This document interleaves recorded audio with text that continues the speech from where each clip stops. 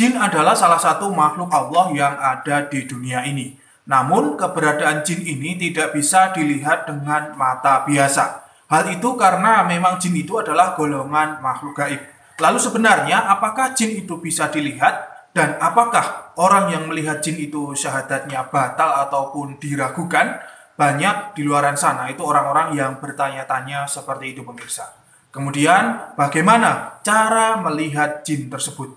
Kali ini kita bahas masalah ini dengan tujuan menambah pengetahuan kita di bidang ilmu-ilmu metafisika agar kita tidak tergiring opini-opini di luaran sana. Mari kita mulai.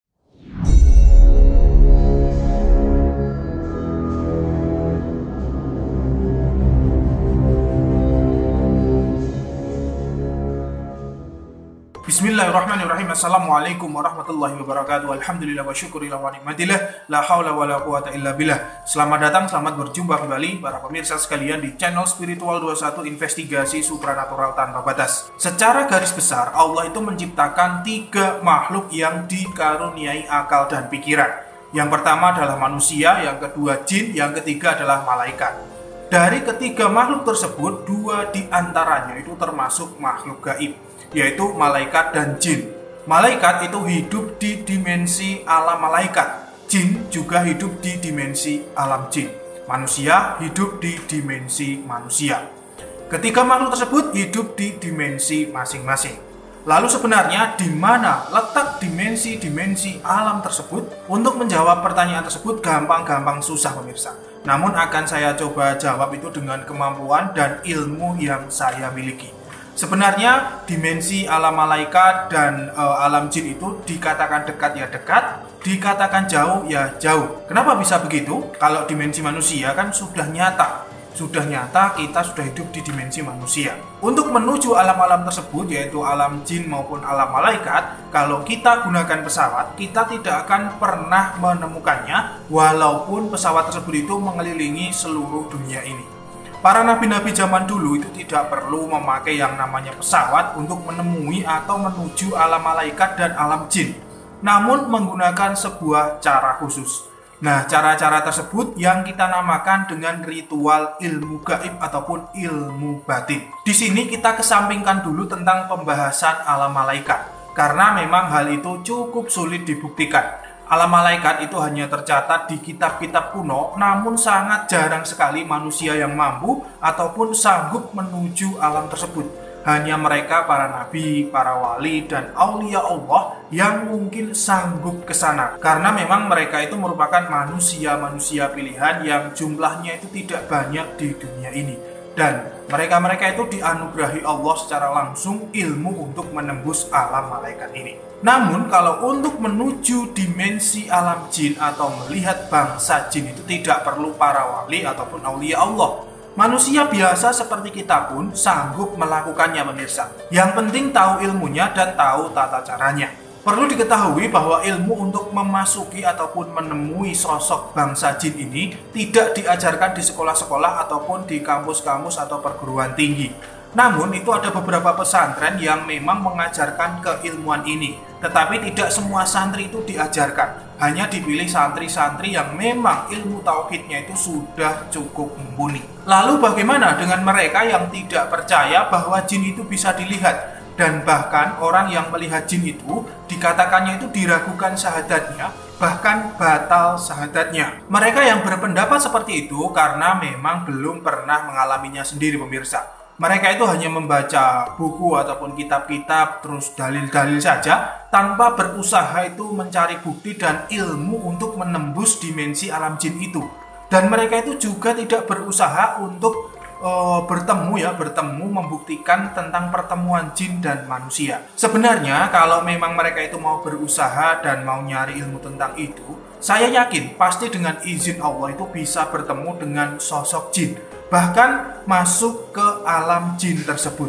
Lalu apakah syahadat orang yang melihat jin ini diragukan atau bahkan batal? Nah, kata Gus Dur, gitu aja kok repot. Apa makna syahadat itu sendiri? Syahadat itu kita mengakui ataupun bersaksi bahwa Allah itu adalah Tuhan dan Nabi Muhammad itu adalah Rasul Allah. Kalau kita masih meyakini itu, maka syahadat kita tidak akan batal walaupun melihat 1000 jin sekalipun, pemirsa. Lain halnya itu kalau kita sudah berhasil melihat jin, lalu kita sembah, kita puja-puja jin tersebut, dan kita itu sudah tidak yakin lagi dengan adanya Tuhan. Kita anggap jin tersebut Tuhan karena sudah melakukan keajaiban-keajaiban. Nah, maka itu jelas batallah syahadat kita semua. Repot jadinya ya kalau melihat jin itu syahadatnya itu langsung batal atau tidak diakui. Lah kalau tiba-tiba kita jalan-jalan di hutan ataupun melewati sebuah tempat angker, lalu tidak sengaja lihat kuntilanak ataupun genderuwo ya, maka hanya gara-gara itu syahadatnya batal. Karena memang terkadang itu jin itu suka menampakkan diri dan bisa terlihat secara tidak sengaja. Kalau pemahamannya seperti itu, saya angkat tangan. Saya tidak setuju ya. Karena syahadat itu sifatnya ada di dalam hati, bukan hanya di dalam lisan ya, bukan hanya lisan, tapi hati kita mengakui bahwa Allah dan Muhammad atau Nabi Muhammad itu adalah utusan Allah. Kalau kita yakin dan tertanam dalam hati kita, maka syahadat kita akan selalu nempel di dalam diri kita. Cara melihat dan memasuki alam jin. Untuk dapat melihat bahkan memasuki alam jin tidak bisa sembarangan dilakukan, pemirsa. Namun diperlukan sebuah ilmu dan tata cara ritual khusus. Ritual ini tujuannya itu untuk membuka ataupun mensinkronkan energi kita dengan energi alam jin. Bukan ritual ibadah ya. Ingat ya, bukan ritual ibadah. Cara-cara ritual tersebut bermacam-macam dan sangat banyak sekali jenisnya. Tetapi secara umum ritualnya dibagi dua macam, yaitu ritual ilmu jalur kiri ataupun ilmu hitam dan ritual jalur kanan yaitu ilmu putih. Perbedaan kedua ritual tersebut terletak pada tata caranya dan jenis jin yang dipanggil. Kalau ritual jalur kiri atau ilmu hitam itu biasanya ciri-cirinya dengan sesajen khusus dan ada sesaji yang aneh-aneh.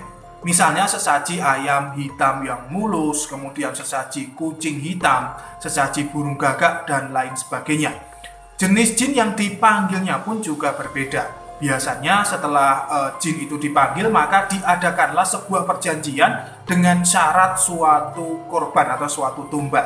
Inilah yang disebut orang-orang itu dengan istilah pesugihan. Jadi apakah pesugihan itu ada? Ada, real, memang benar-benar ada. Kalau jalur kanan ataupun ilmu putih, ciri-ciri ritualnya itu hanya membaca amalan ataupun asma-asma tertentu dengan membakar bukur ataupun kemenyan yang harum. Jenis jin yang datang itu biasanya adalah jin yang agamanya cukup kuat dan punya wibawa atau pengaruh yang sangat besar. Contohnya ya, contoh yang biasanya mereka undang itu adalah jin Syekh Abu Yusuf, Syekh Abdul Wahid, Syekh Ash'ari, dan lain sebagainya.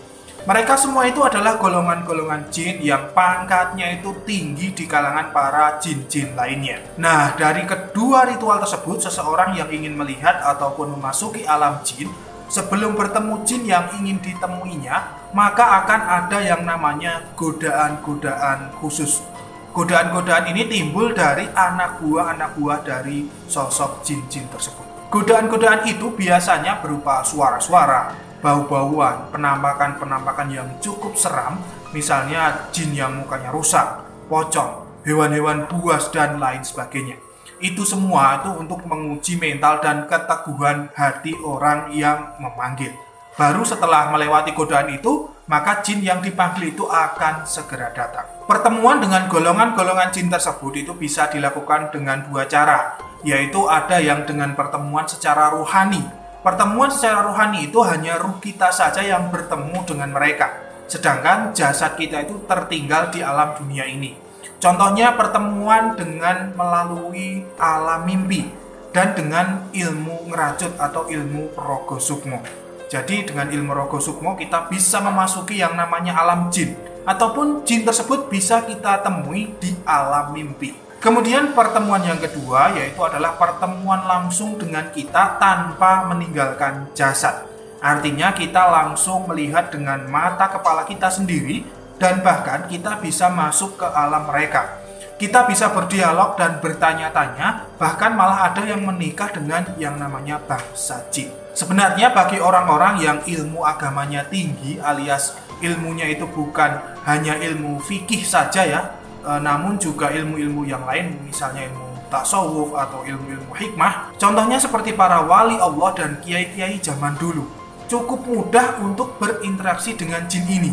Bahkan sudah merupakan hal biasa ya, mereka para jin banyak yang berguru mengaji kepada para kiai karena memang ketinggian ilmu para kiai tersebut. Namun berbeda dengan ustadz-ustadz zaman now yang biasanya itu sudah dititipi ilmu sedikit, sombongnya itu minta ampun. Ilmu tersebut digunakan untuk menghakimi orang lain yang tidak sejalan dengannya.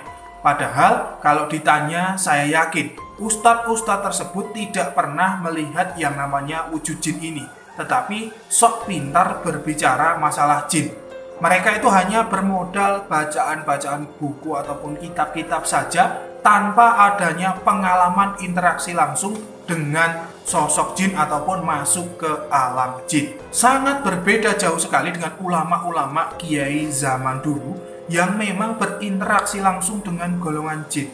Nah, bagi Anda yang ingin mencoba berinteraksi dengan golongan jin ini, Anda bisa praktekkan sendiri di rumah. Silahkan klik saja videonya ya, video untuk bertemu dengan golongan jin ini di deskripsi video ini.